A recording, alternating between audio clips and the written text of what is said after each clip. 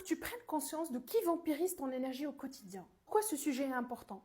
Parce que le plus précieux bien que tu possèdes, c'est pas l'argent, c'est pas l'or, c'est pas les terrains, c'est pas les maisons, c'est ton énergie. C'est avec ton énergie créatrice, avec ton énergie vitale que tu accomplis tout le reste. Qui te le vole sans que tu en prennes conscience? Tu es une proie parce que tu as cette énergie en toi, cette énergie divine qui est à l'intérieur de toi. Tu es aligné à la source, tu es aligné à l'énergie divine. Donc, tu rayonnes.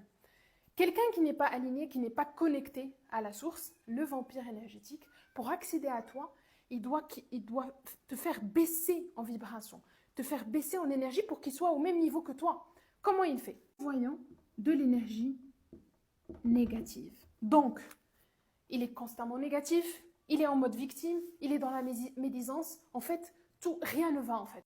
Le vampire énergétique, il prend plaisir dans ses souffrances. C'est vraiment sa zone de confort. Ça, c'est le premier palier. S'il ne réussit pas, il va utiliser une autre stratégie. L'autre stratégie, c'est s'il a réussi à prendre ta confiance, il connaît tes failles, il les connaît. Et donc, il va les utiliser contre toi à travers la stratégie du chaud-froid. Donc, il va te complimenter, etc. Et après, il va t'envoyer des petits pics. Et donc, ces pics-là, qu'est-ce qu'ils permettent? De créer des fuites énergétiques, finalement. Donc, il va, pour accéder au Saint Graal, pour accéder à ta batterie.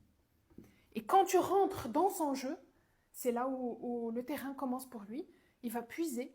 Ça ne se voit pas, en fait. L'énergie ne se voit pas. Quand tu te réveilles le matin, tu te réveilles avec une batterie pleine. Le soir, tu es fatigué, etc.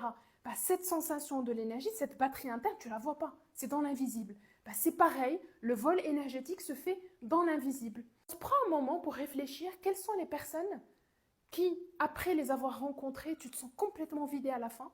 Et quelles sont les personnes qui t'énervent?